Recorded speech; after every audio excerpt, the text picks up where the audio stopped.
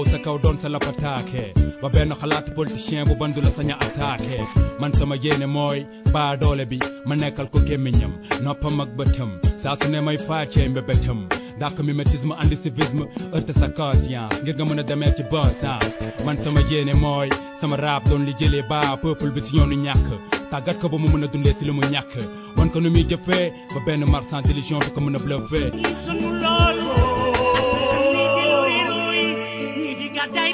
Mesdames, Mesdemoiselles, Messieurs, encore une fois, bonjour et merci de suivre votre émission Objection qui reçoit ce dimanche Momar Thiam. Il est expert en communication politique. Monsieur Thiam, bonjour. Encore une fois, merci d'avoir bien voulu accepter notre invitation. Bonjour Bayoumar et bonjour aux auditeurs de Sud FM et particulièrement ceux qui se lèvent très tôt le dimanche matin pour écouter Objection qui est une institution. Merci beaucoup. Alors, Momar Thiam, la visite du président Bassirou Diomaye Faye en Casamance, mais également les fortes attentes sur le plan social. Il y a aussi les contraintes de surendettement. Dans le même temps, cette crise en Guinée-Bissau, avec les nouveaux défis pour le président nouvellement élu à la tête de la commission de la CEDEAO, le président sénégalais Bassirou Diomaye Faye, voilà les axes de réflexion, d'objection de ce dimanche. D'abord, Momar Thiam, que signifie cette visite du chef de l'État en Casamance en communication politique? Bayoumar, permettez-moi d'abord, avant de répondre à votre question, de m'incliner devant la douleur des familles des deux Sénégalais qui sont décédés. L'un qui a été tué par un compatriote, comme vous le savez, à Paris. Et je viens d'apprendre qu'il y a un Sénégalais du nom de Mohamed Gueye qui a été abattu par la police française à Ajaccio. Puisqu'apparemment, il se promenait avec des couteaux de boucher et il menaçait les passants. Vous permettrez que je m'incline devant leur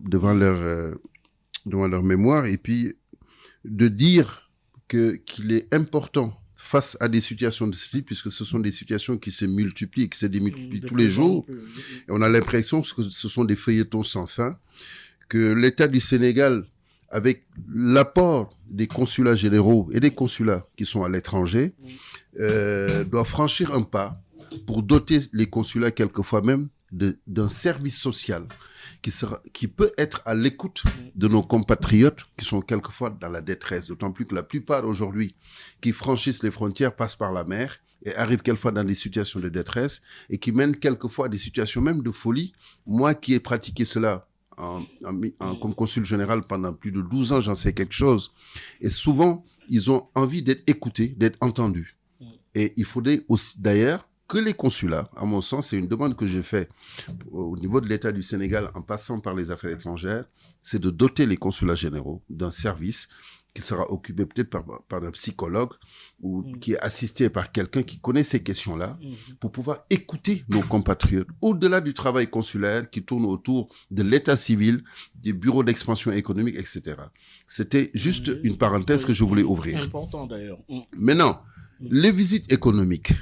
Il est vrai que c'est d'abord une terminologie qui est entrée dans la pratique politique aujourd'hui depuis le président Wade, donc depuis les années 2000, et qui a été intensifiée par le président Macky Sall, qui faisait des visites économiques à l'intérieur du pays, mais il fallait remarquer que c'était souvent à l'approche d'élections. C'était aussi une manière de mobiliser les électeurs à travers les réalisations qui sont faites à l'intérieur du pays. Maintenant, c'est sûr qu'en termes de communication, c'est assez parlant parce que on quitte la capitale, là, qui est le centre des décisions, et le premier des Sénégalais, qui est le président de la République, investit l'intérieur du pays en commençant en général par le sud, la Casamance. Donc, il y a d'abord un aspect symbolique. Et il y a aussi un aspect, ce que j'appelle la proximité relationnelle. Le président de la République, en se déplaçant dans le sud, il va, autour de ces visites économiques, constater de visu l'état d'avancement des projets qui sont en cours, que ce soit des projets en matière d'infrastructure, que ce soit des projets pour le retour, notamment en Casamance, des déplacés de guerre, comme on l'appelle, avec la situation qui prévaut là-bas avec le MFDC, avec les différentes fractions, que ce soit aussi les services sociaux de base qui ont été mis en place, ne serait-ce que d'un point de vue social, pour rassurer les populations.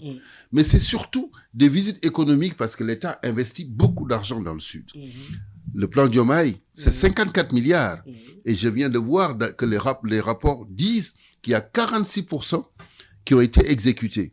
Mais l'état d'exécution de ce plan-là, on ne peut le savoir que qu'en le constatant sur place. Mais on peut le savoir aussi en ayant voir quel est l'impact de tous ces projets, que ce soit en matière d'infrastructure et notamment des infrastructures routières. Est-ce que cela impacte sur le quotidien des personnes qui sont là-bas? Est-ce que cela impacte sur la bonne marche de l'économie? Est-ce que socialement, cela rassure les populations? Et je pense que le président de la République, en allant là-bas, dans un contexte qui n'est pas préélectoral, et avance quand même dans un schéma communicationnel qui veut que il faut le voir pour y croire.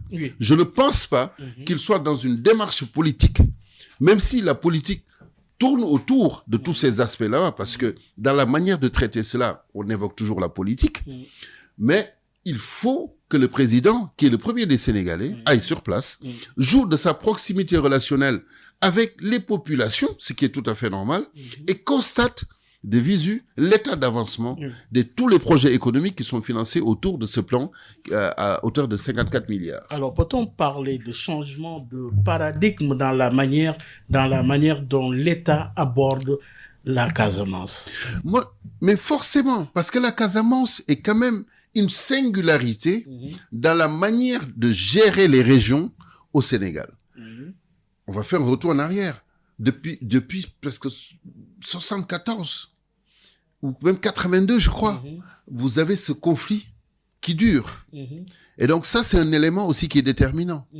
Vous avez tous les présidents qui se sont succédés, qui ont injecté autour de plans, que ce soit pour le Parti socialiste avec Abdou Diouf, que ce soit Wade, que ce soit Macky Sall, des plans se sont succédés et donnaient toujours l'impression qu'on s'occupait beaucoup plus de la Casamance que des autres régions. Mais c'est tout à fait légitime parce que la Casamance, quand même, c'est un tout petit peu le grenier, quelque part le grenier du Sénégal. Je ne mets pas de côté le Sine Saloum où on cultive du riz, etc. Mais la verte Casamance, avec toutes ses potentialités en termes d'agriculture et toutes ses potentialités en termes de tourisme avec l'écotourisme et toutes ses potentialités en termes de pêche, a quand même une singularité par rapport aux autres régions. Donc c'est tout à fait normal et légitime que le président de la République commence d'ailleurs par la Casamance. D'ailleurs, dès son entrée en matière, une fois qu'il est installé au pouvoir, mais sa première visite, c'était quasiment en Casamance. Et donc, c'est tout à fait normal, au-delà du symbole, d'aller voir quel est l'état d'avancement des travaux qui tournent autour du plan Diomaye, comme on l'a dit tout à l'heure, et je le répète, à cause de 54 milliards, parce que c'est beaucoup d'argent. Oui, c'est beaucoup d'argent, on vous dit. Alors, est-ce que cette tournée vise-t-elle le développement économique ou justement plutôt la reconquête sociale et politique de la région? Mais de toute manière, les deux vont de pair. S'il y a un développement économique, forcément, il y a une reconquête sociale. S'il y a du développement économique, c'est-à-dire qu'il y a du travail, il y a des activités, les jeunes travaillent, les agriculteurs sont au travail, les pêcheurs, ceux qui sont dans l'écotourisme sont au travail, et donc forcément, au niveau social, cela se ressent. Les familles sont reconstituées, les familles déplacées ont trouvé des endroits où habiter avec ce qu'on appelle des éléments de base, que ce soit l'eau, l'électricité, etc. Donc forcément, il faut que l'économie se développe pour que le social puisse prendre son envol. La Casamance a cette particularité, comme je l'ai dit tout à l'heure, d'être une terre aussi agricole. Et je me suis toujours étonné qu'en Casamance, qu'il n'y ait pas des usines de transformation agricole. Moi qui vais tout le temps en Casamance, même en Guinée-Bissau, je traverse la Casamance. Moi qui travaille en Casamance parce que j'ai une école supérieure en Casamance, je me rends compte que pendant presque 10 ans, quand je traversais la verte Casamance, surtout la période des pluies, vous avez quand même beaucoup de fruits qui pourrissent. Et la question que je me posais, la question de base, c'est comment ça se fait qu'il n'y ait pas des usines de transformation?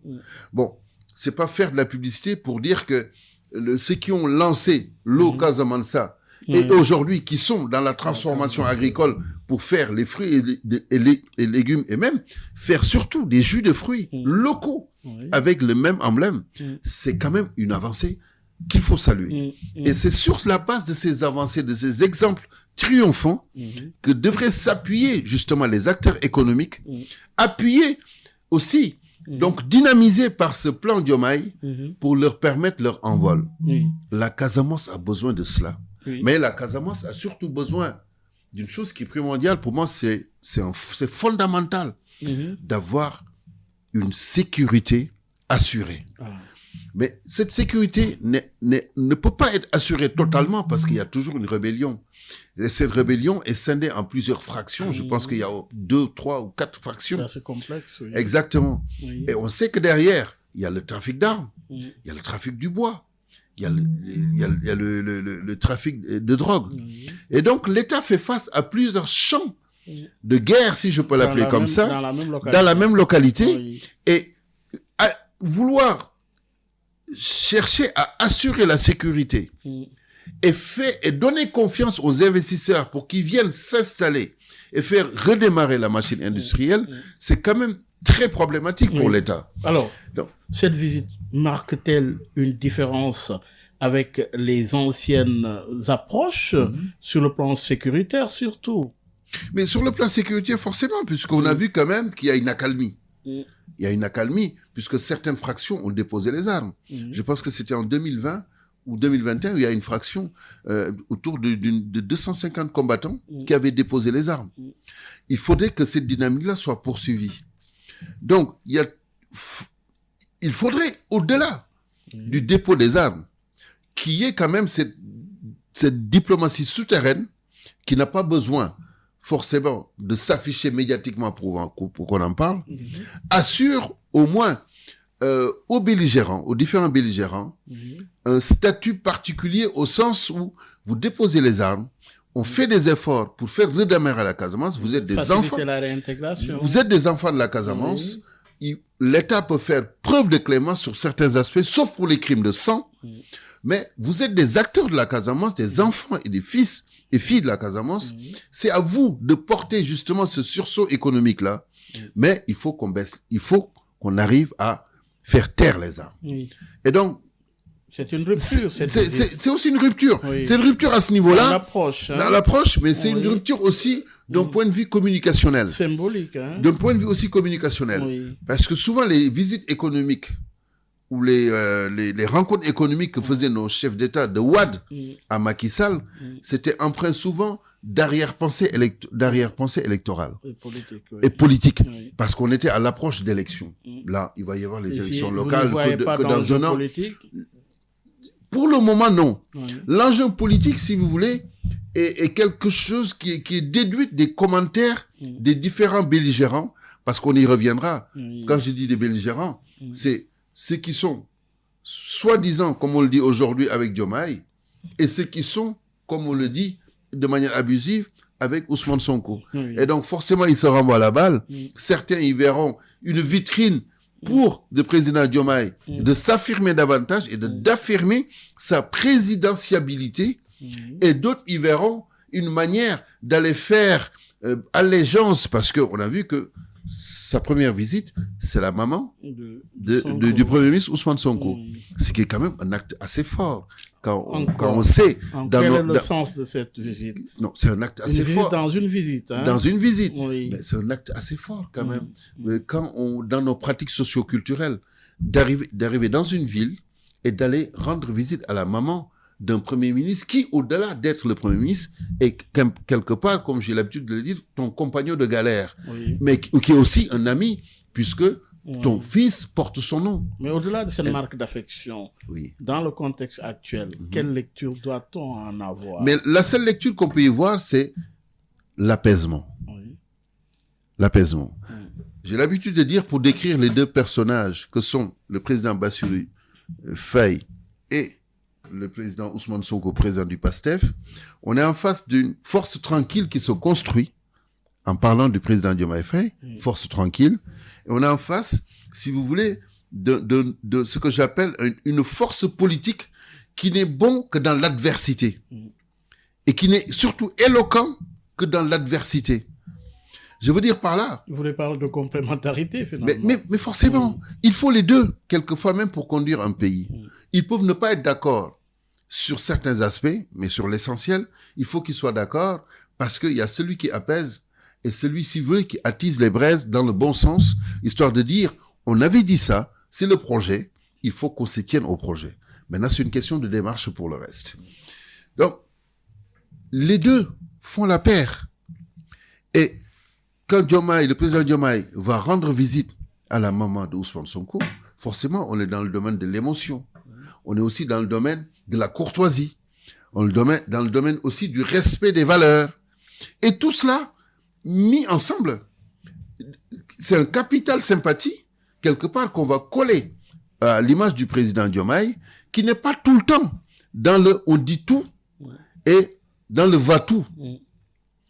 D'ailleurs, si vous regardez très bien, dans ce qui le pose, entre guillemets, je mets entre guillemets, parce que je suis de ceux qui pensent que ils seront toujours d'accord sur l'essentiel, c'est une question de démarche.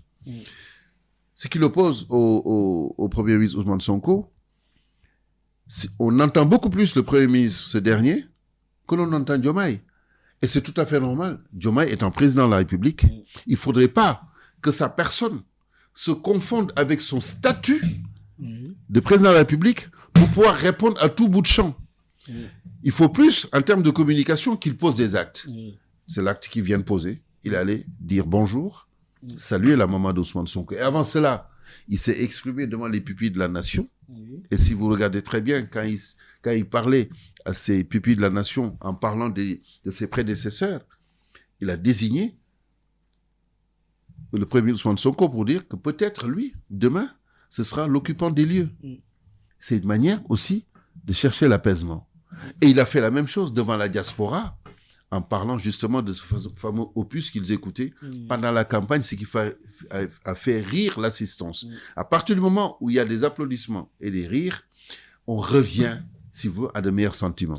Et donc, il est dans l'apaisement, alors que l'autre, il est plutôt quelque part dans le soft confrontation, si on peut l'appeler comme ça, pour dire ses vérités, parce que c'est son ADN, il est comme ça.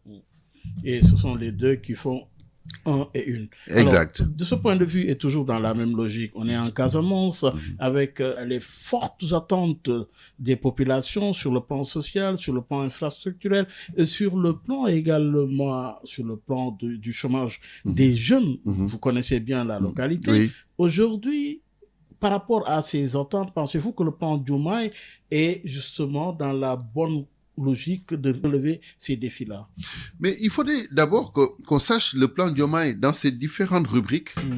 Quelle est la démarche d'un point de vue pédagogique pour l'approche des problèmes en Casamance? Parce que souvent, on ne parle que du financement et des poches de financement, c'est-à-dire les infrastructures, le retour des déplacés, la sécurisation, etc. Et qu'est-ce qu'en pensent les Casamancés? Parce qu'en Casamance, vous ne pouvez pas, à mon sens, faire et défaire sans l'apport des enfants, des fils et filles de la Casamance.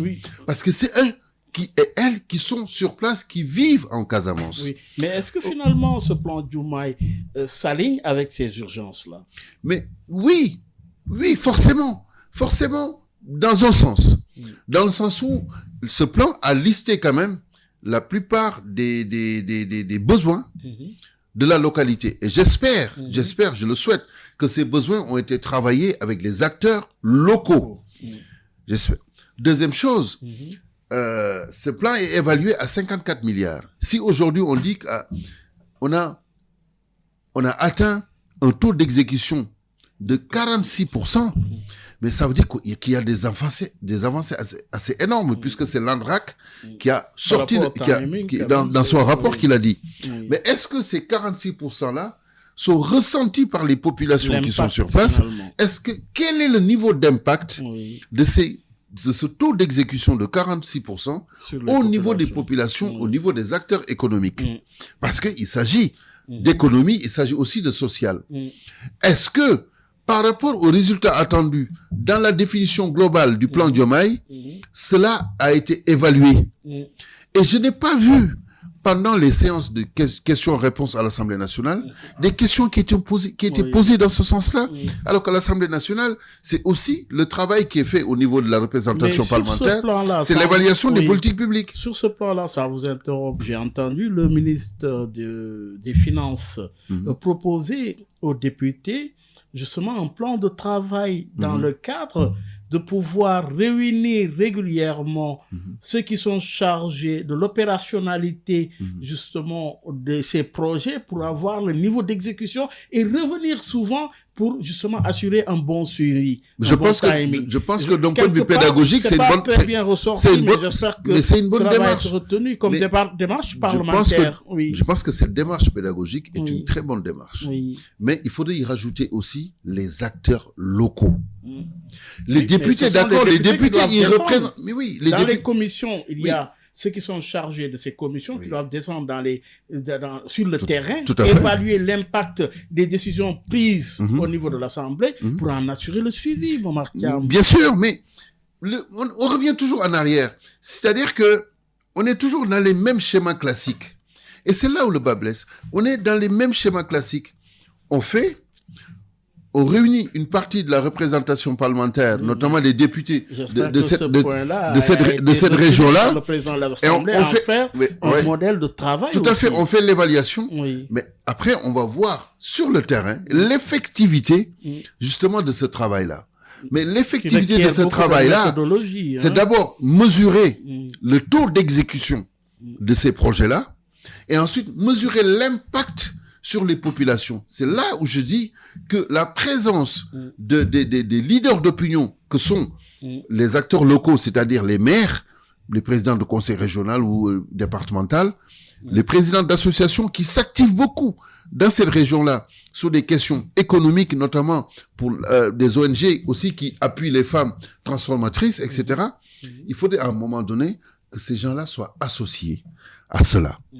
Et c'est là peut-être que il y a peut-être une petite lenteur ou peut-être un travail qui est fait mais qui n'est pas assez visible ou on n'a pas fait assez de communication. Et on a l'impression de l'extérieur qu'on leur impose un plan et on vient voir est-ce que ce plan a été exécuté. Et vous voulez parler par exemple d'un déficit de travail entre l'État central et l'État territorial. Mais oui, mais décentralisé. Mais la décentralisation aussi, on a vu quand même, la décentralisation c'est aussi de permettre cela. C'est-à-dire il doit y avoir une courroie de transmission entre l'État central et les collectivités territoriales. Pas uniquement un dialogue local, mais faire en sorte de doter les collectivités locales des moyens, de pouvoir, des moyens humains, c'est-à-dire en termes de ressources humaines, d'abord, des moyens logistiques et des moyens financiers pour pouvoir suivre ce rythme-là. Pour pas que ces collectivités locales ne s'attachent qu'à vouloir régler des problèmes sociaux sur place, et souvent quelquefois des problèmes fonciers qui amènent souvent des contentieux, mais surtout que les problèmes économiques soient mis sur la table et qu'on essaie de voir par quels moyens les projets de l'État dans ce plan-là, et notamment le plan Diomaye, irriguent un tout petit peu l'économie de ces différentes localités-là et qu'il y ait des impacts pour les populations. Oui. Alors, peut-on financer les promesses annoncées dans un contexte de surendettement? Mais vous savez, un État n'a que sa signature. Et avec tout ce qui s'est passé entre l'histoire de la dette cachée, l'histoire de jeu de yo-yo que mène un tout petit peu les FMI et les instances, et le surendettement, il est là. Il y a moyen de faire. Il faut aussi vouloir faire des sacrifices pour quelquefois pouvoir financer ces différents projets. Et c'est là où je mets le doigt sur la question qui a été évoquée quand le PASTEF était dans l'opposition, à savoir la suppression de certaines agences. Alors, parce que ça coûte beaucoup d'argent. Beaucoup d'argent. Il y a des poches encore. Il y a d'autres poches. Des niches plutôt. Il y a d'autres niches. Réduire le train de vie de l'État. Mais réduire le train de vie de l'État, c'est pas forcément une chimère. Cela peut être possible. Et c'est là où je dis, quelque part, je vais pas faire que des heureux, je vais peut-être me faire quelques inimitiés chez certains que je connais d'ailleurs qui sont dans l'espace public et qui sont surtout qui dirigent quelquefois des sociétés publiques. Quand vous êtes dans un pays comme le Sénégal, où tout le monde dit aujourd'hui que les Sénégalais tirent le diable par la queue. Oui. Certains disent que même le diable n'a plus de queue au Sénégal. Et que le panier de la ménagère est tellement compliqué, pour dire problématique, que même les baisses annoncées, et qui sont quelquefois effectives, n'adoucissent pas le calvaire des populations. Et que donc, les populations vivent avec des sacrifices. Mais d'un point de vue symbolique pour un État, je pense que l'État doit avoir ce que j'appelle l'audace politique.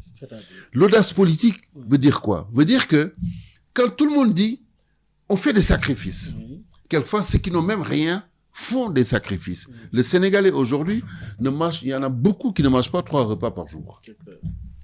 Il faut que les sacrifices viennent d'abord d'en haut.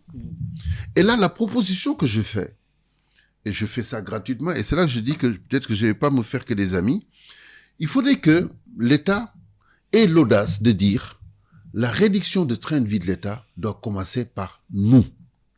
Mais d'ailleurs, il me semble que l'ancien secrétaire général du gouvernement, Al-Amin, avait annoncé la couleur lors d'une émission dans une télé de la place pour dire que on va réduire certains salaires. Il suffit pas de dire qu'on va réduire certains salaires. Il suffit d'être dans une communication audacieuse pour dire les Sénégalais, la plupart souffrent. Il faut qu'on fasse des sacrifices. Ils sont obligés aujourd'hui.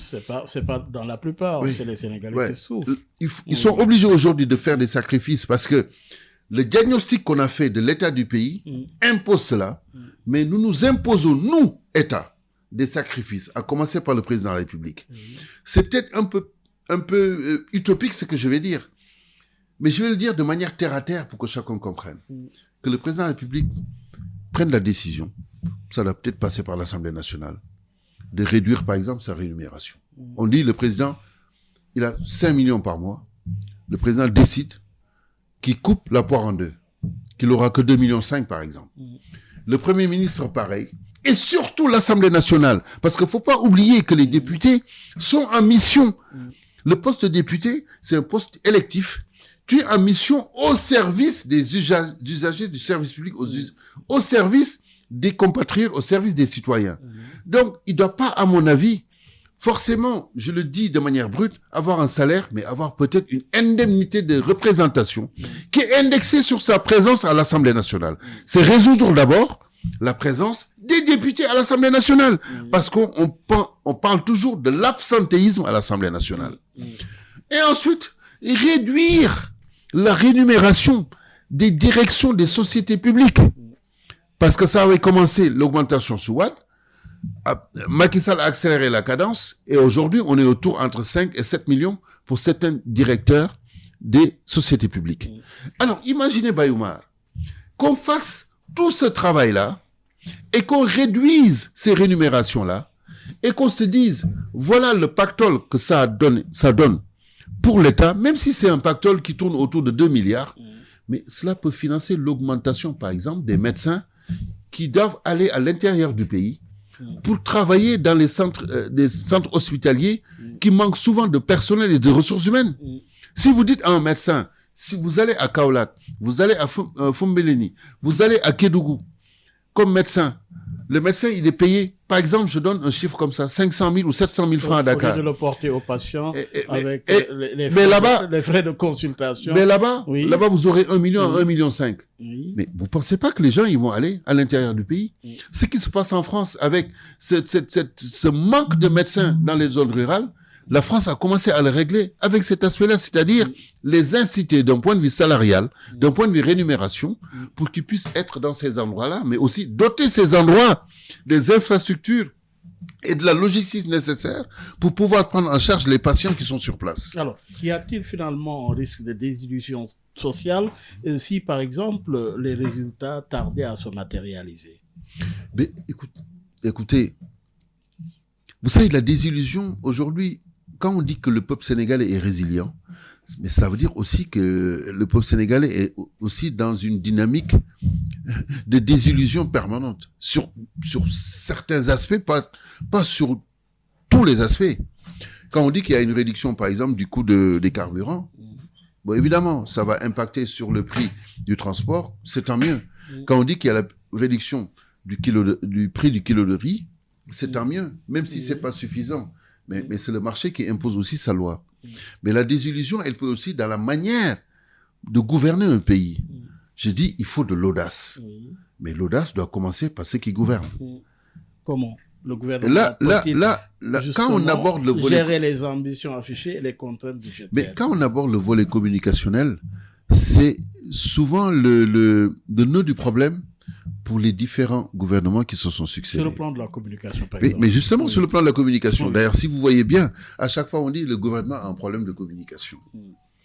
Mais d'abord, le gouvernement a un problème de... Il faut le reconnaître, il y a des efforts qui sont consentis. Il y a des efforts qui sont consentis. Oui, mais de plus en plus. Tous les gouvernements qui se sont succédés ont d'abord un problème de perception de la communication. Je vais vous dire par là, faire de la médiatisation, c'est pas faire de la communication. La communication, c'est devenu une science avec ses propres outils.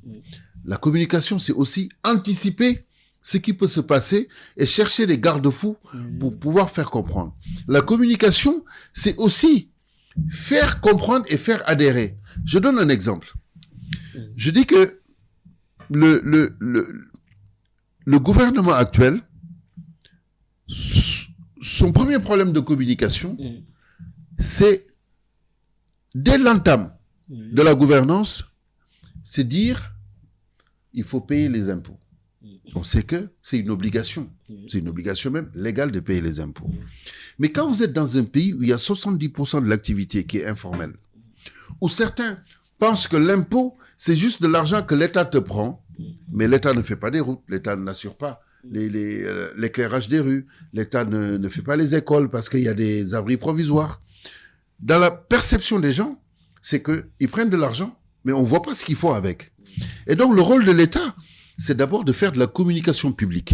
Et pour répondre à ta question, j'ai pris ce volet-là des impôts pour l'illustrer. Si l'État, dès l'entame de sa gouvernance, faisait pendant 6 mois une forme de communication publique pour dire c'est quoi l'impôt, comment l'impôt est collecté, quelles sont les tranches, qui le paye et qui ne le paye pas, quelles sont les différentes modalités pour payer l'impôt et qu'est-ce qui est possible de faire pour le payer de manière progressive, de sorte à implémenter dans l'esprit des Sénégalais, l'impôt, c'est une obligation qui revient pour nous permettre de mieux vivre et de vivre dans de meilleures conditions. Et montrer des exemples. Des illustrations. Tout à fait. Oui. Parce que la communication publique, elle sert à ça. C'est une obligation pour l'État. L'État ne fait de la communication publique que quand il y a des accidents. Attention, prévention routière. Quand il y a des pandémies, attention, Covid. Mais la communication publique doit être un exercice permanent sur toutes les activités de l'État et notamment, par exemple, sur la Casamance. Oui, par exemple, de ce point de vue. Pour revenir à la question. Oui, mais est-ce que cette tournée, de ce point de vue, dans la continuité, Oui. est-ce que cette tournée peut être lue comme une stratégie de consolidation du pouvoir du nouveau régime? Mais une stratégie de consolidation, il faut d'abord que ce soit une stratégie de consolidation de la communication autour des activités qui sont faites sur le plan Diomaye pour la Casamance. Oui, du plan. Du plan. Oui. Et cette forme de communication-là doit être la même chose pour toutes les activités du gouvernement dans tous les domaines. Oui.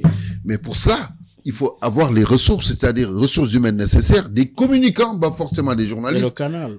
Mais aussi avoir la pédagogie explicative nécessaire et avoir les hommes à la place qu'il faut pour faire ce travail-là.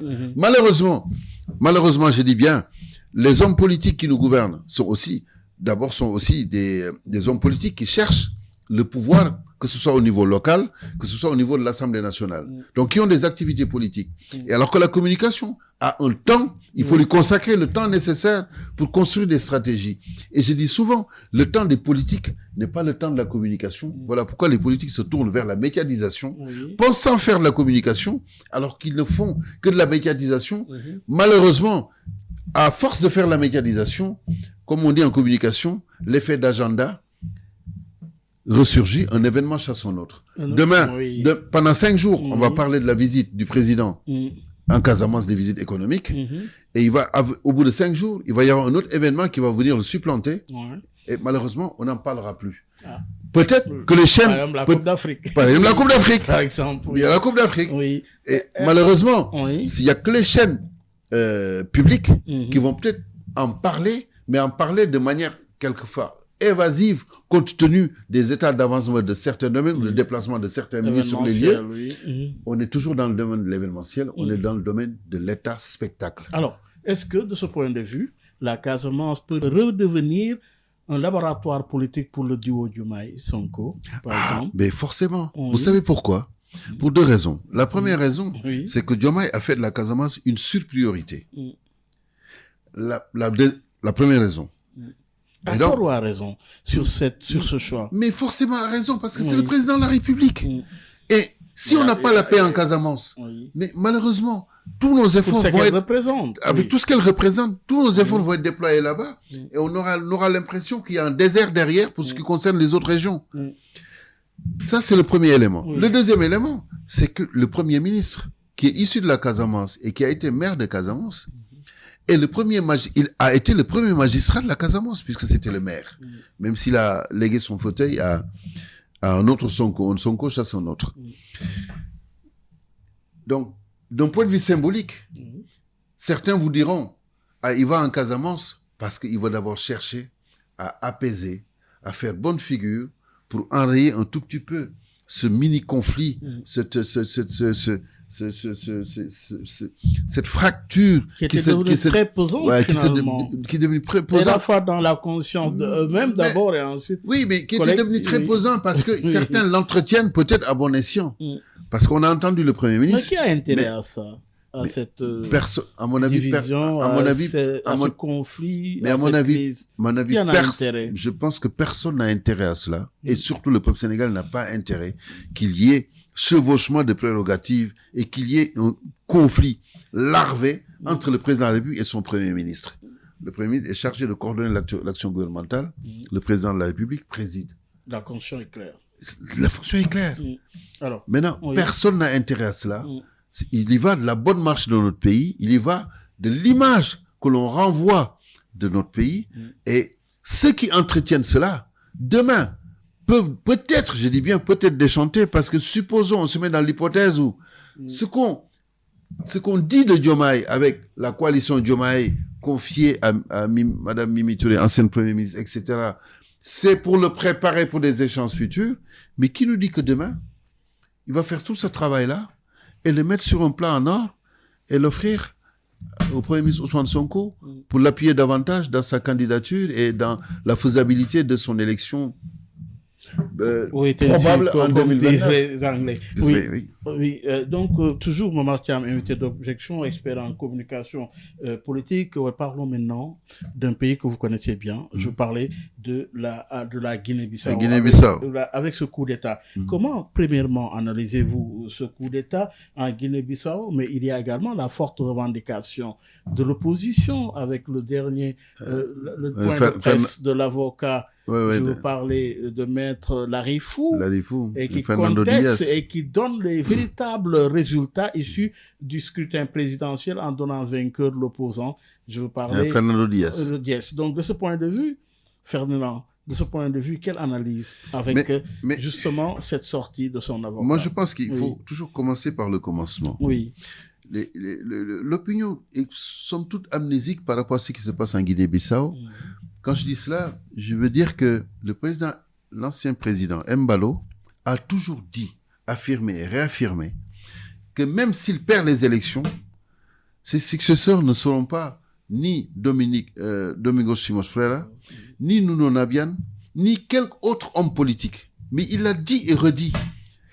Deuxième chose, quand il s'est produit ce qu'on a appelé, certains ont appelé ce coup d'État, moi j'étais un des premiers observateurs pour dire, attention, la Guinée-Bissau est très particulière.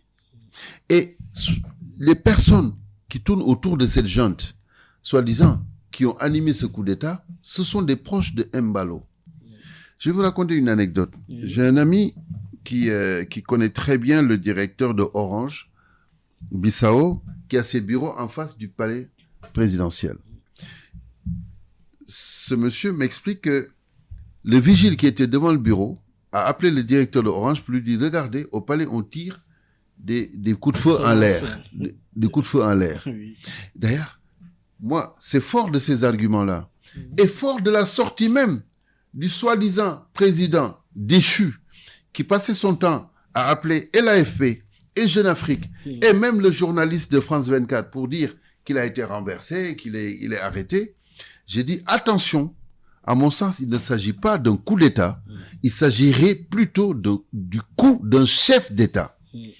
D'ailleurs, vos collègues de Sud Quotidien Oui. m'ont repris et j'avais donné des explications par rapport à cela. Et aujourd'hui, les événements qui se profilent et de jour en jour donnent raison. Sissoko Embalo a toujours dit qu'il ne lèguerait jamais le pouvoir aux opposants. Et que donc, faire un coup d'État organisé par lui-même, c'est un jeu d'enfant pour lui.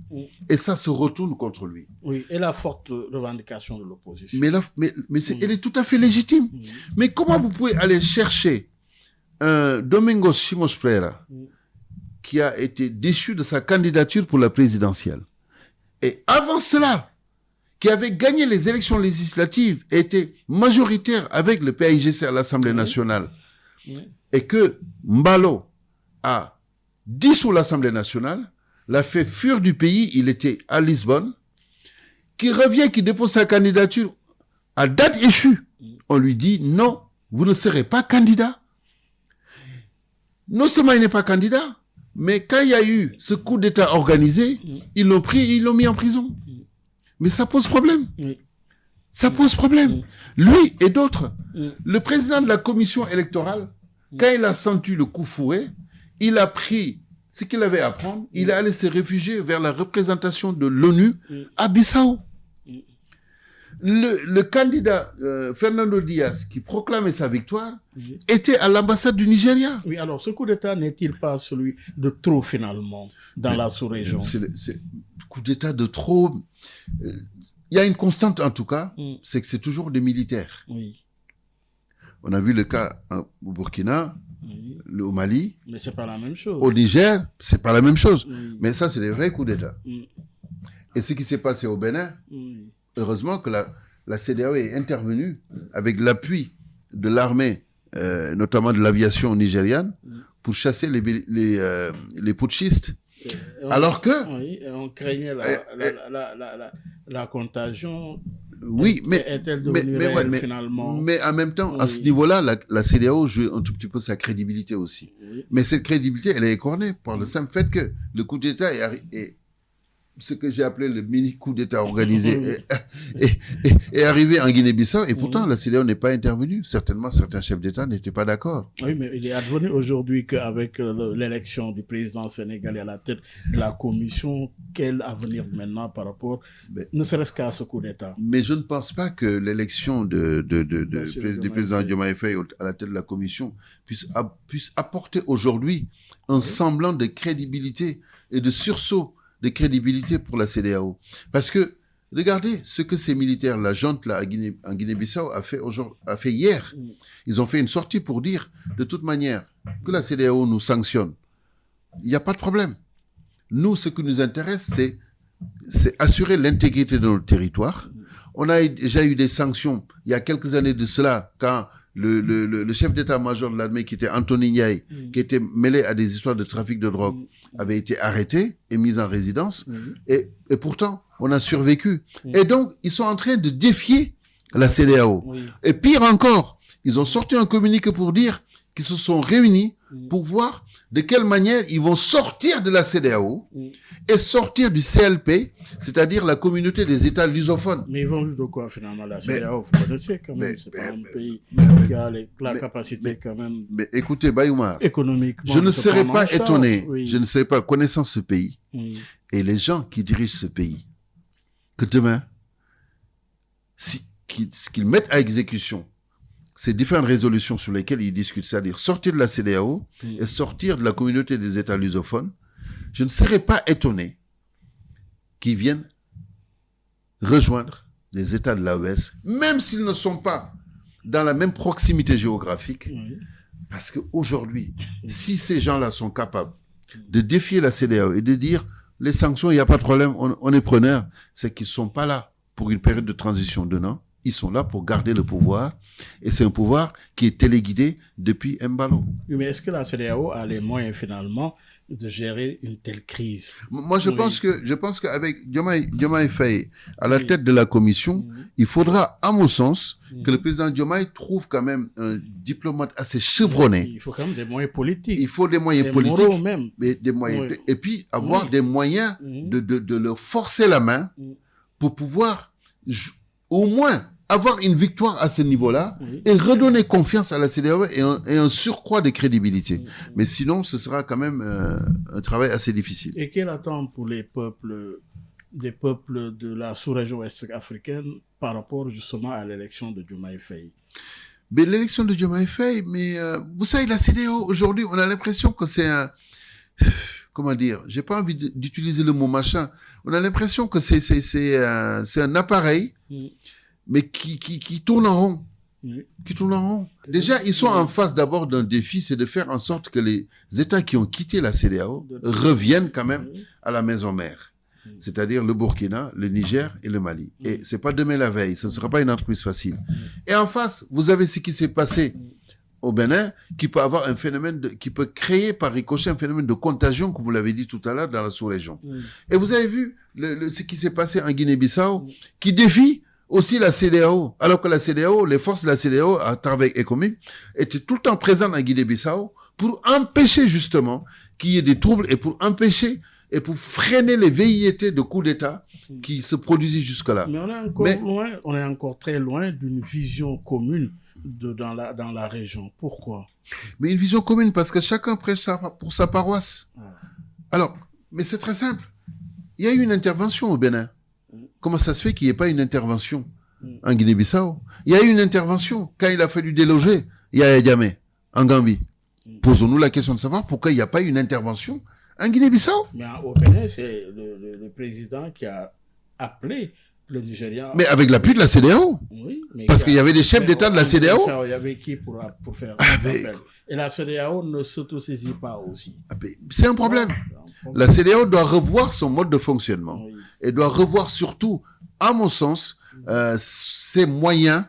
Il faut mutualiser les moyens et il faut qu'il y ait un peu de sincérité chez les chefs d'État pour dire qu'on a quelque part un avenir commun d'un point de vue sécuritaire avec tous les problèmes de sécurité qui se posent en ce moment. Vous êtes expert en communication politique. Quelle stratégie pour restaurer la confiance entre les États et les peuples? Il suffit pas de faire des colloques et de faire des rencontres, des symposiums, de se réunir, parler, faire des rapports. Après, cela ne sert à rien. Je suis désolé du terme. À mon sens, il faut poser des actes forts. Et poser des actes forts, c'est de dire il y a une résolution qui veut que quand il y a un coup d'État dans l'espace CEDEAO, que la CEDEAO puisse intervenir de manière forte et décisive, comme ils l'ont fait en Gambie, comme ils l'ont fait dans d'autres pays et récemment au Bénin avec l'appui surtout du Nigeria qui est un élément déterminant dans la CEDEAO. Puisque le Nigeria est l'élément moteur, il faut que cet élément moteur puisse entraîner les autres dans cette manière de vouloir résoudre ces problèmes, ces crises. Et donc, il faut poser des actes. Mais ils ont assez parlé, faire des réunions, se réunir, symposiums, conférences, tout ça. Cela ne sert à rien. Mais est-ce que le Sénégal peut-il redevenir ce médiateur crédible pour justement gérer les crises dans la sous-région? Mais le Sénégal peut le devenir parce que le Sénégal, quand même, dans sa marche démocratique, a toujours donné l'exemple. Le Sénégal, si je peux m'exprimer ainsi... Peut-il le devenir avec justement l'élection de Bassirou Diomaye Faye? Mais mais parce que c'est une élection qui s'est déroulée de manière démocratique à la face du monde, à la face de l'Afrique. Le Sénégal peut devenir aussi une locomotive diplomatique puisque notre diplomatie est quand même saluée partout dans le monde pour cela. On a de vaillants diplomates. On a un ministre des Affaires étrangères qui est rodé à la tâche. Je veux parler du ministre des Affaires étrangères, Chernian.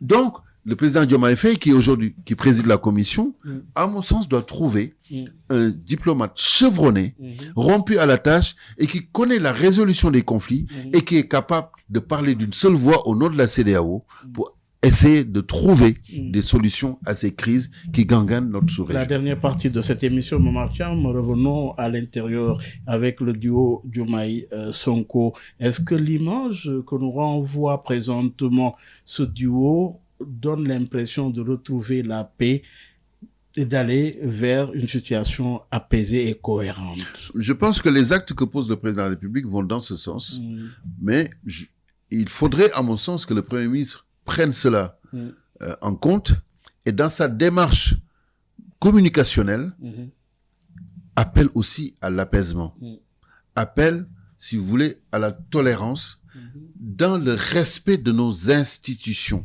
Parce que s'il y a des conflits qui gangrènent entre les deux têtes de l'exécutif, c'est fragiliser nos institutions. Oui. Et ils ont tout intérêt à s'entendre pour le bien des Sénégalais, mais pas à s'entendre pour le bien de ceux qui sont au PASTEF avec Diomaye ou ceux qui sont au PASTEF avec Ousmane Sonko. Et alors, comment construire la communication autour de ce binôme pour éviter d'éventuelles crises? Mais c'est très simple. Oui. Revenons aux fondamentaux. Le président, il préside. Le Premier ministre, il coordonne. Il faudrait pas qu'on ait l'impression que le Premier ministre, même si le président dit qu'il veut un Premier ministre super fort, que le Premier ministre s'arroge les prérogatives du président de la République et qu'on ait l'impression qu'on a deux présidents de la République pour s'exprimer ainsi, si vous le permettez. Il faut qu'on revienne aux fondamentaux. Et la communication, pour irriguer cela, il faudrait que les deux têtes de l'exécutif, autour de leurs cellules de communication respectives, puissent travailler de manière coordonnée et mutualisée pour ressortir des stratégies de valorisation et de crédibilisation du travail de l'État et donc du travail gouvernemental. Et cela profitera à tout le monde. Cette complémentarité, finalement, est-elle un équilibre durable ou fragile? L'équilibre peut être durable si on travaille toujours avec les fondamentaux, c'est-à-dire avec le respect des institutions. Elle est fragile si on met la politique politicienne au bout du rouleau. Et en fin de compte, pour justement parler de Diomaye et de Sonko, que doit faire ce duo pour rassurer à la fois l'opinion nationale et les partenaires? Moi, je pense que le président de la République, à partir du moment où il a des prérogatives au niveau, ne serait-ce que pour la défense, pour les affaires étrangères, c'est-à-dire l'extérieur, doit afficher davantage ce travail-là auprès des partenaires. Mais il faudrait aussi que le Premier ministre fasse le travail que lui demande le président de la République, puisqu'il est là pour ça. Et qu'il mette de côté la politique politicienne où tout élément supposé les éloigner ou les mettre en conflit pour ne pas alimenter ce que j'appelle la fantasmagorie médiatique de certains. Si on sort de ce schéma de fantasme médiatico-politique avec à toi Diomaye, à toi Sonko, et qu'on ne s'arrête que sur l'essentiel, c'est-à-dire le travail gouvernemental pour le bénéfice des Sénégalais, là, à mon sens, on aura quand même une communication unifiée pour le bien du pays et dans le respect des institutions. En définitive, c'est la dernière question. Peut-on parler et dire tout simplement que la tournée économique du président Bassirou Diomaye Faye autour du plan Diomaye 2050, la crise en Guinée-Bissau et le duo à l'interne en termes de stabilité entre Bassirou Diomaye Faye et Ousmane Sonko restent les trois piliers de la communication des nouvelles autorités? Je dis toujours, il faut revenir à l'essentiel. C'est-à-dire, ce qui est censé les opposer, il faut que ce soit subsidiaire. Je dis souvent qu'il y a les trois piliers, c'est d'abord le travail qui est fait aujourd'hui par le président Diomaye en Casamance doit être appuyé davantage par une voix forte de son Premier ministre dans l'accomplissement et la coordination des activités qui sont faites en Casamance. Un duo stable. Un duo stable. Oui. Deuxième chose, il faudrait que le Premier ministre s'attelle à la tâche, comme il le fait d'ailleurs, autour des priorités de ce pays, qui sont l'éducation, la santé et les infrastructures. Et par rapport à cela, il faudrait qu'on sorte du discours politique-politicien et qu'on ne rentre que dans le discours constructif par rapport aux projets qui sont en cours dans le plan, ce qu'ils appellent le projet. Qu'on ne parle plus, qu'ils fassent en sorte qu'on ne parle plus de ce qui les oppose, mais de ce qui les unit dans l'intérêt du Sénégal. cette complémentarité face aux défis de l'heure. La Casamance en est un exemple illustratif. Merci, Momar Thiam. Ben, merci, Bayouma. Ça a été encore une fois un plaisir et il est réel. Merci à nos auditeurs de nous avoir suivis, à nos techniciens pour justement la mise en onde de cette émission. Au revoir, à dimanche prochain. Gardez l'écoute. Vous êtes sur la 98.5. Eh bien, vous en avez bien raison. Vous y restez cette fois-ci dans le cadre de Dianobi avec Eladj Malick Ndiaye et son invité. Au revoir. Et bonne chance à nos lions de football, Momar Thiam. Ben écoutez, la Coupe d'Afrique non seulement bonne chance, moi j'ai eu l'occasion de lancer l'opération Le Sénégal qui gagne en 2000, oui. en 2000 pour accompagner les Lions, qui a été concrétisé par cet album, ce fameux album où tous les chanteurs se sont réunis pour chanter le Sénégal et surtout pour les booster davantage. J'espère que ça leur servira. Et que j'espère surtout que par rapport aux attentes de l'opinion sénégalaise et de l'ensemble des supporters de l'équipe du Sénégal, un bel élan de solidarité, qu'ils nous feront honneur, et qu'ils remporteront par la grâce de Dieu ce trophée pour la seconde fois. Merci encore une fois, une deuxième étoile, pourquoi pas. Merci, au revoir et à dimanche prochain. mbow yu may mbow sa kaw doon sa lapataake ba benn xalaat politicien bu bandu la saña attaqué man sama yéene mooy baa doole bi ma nekkal ko gémmiñam noppam ak bëtam saa su ne may faacee mbébétam dàq mimétisme andi civisme heurte sa conscience ngir nga mën a demee ci bon sens man sama yéene mooy sama rap doon li jëlee baa peuple bi si yoonu ñàkk tàggat ko ba mu mën a dundee si li mu ñàkk wan ko nu muy jëfee ba benn marchand d'illusion du ko mën a bluffé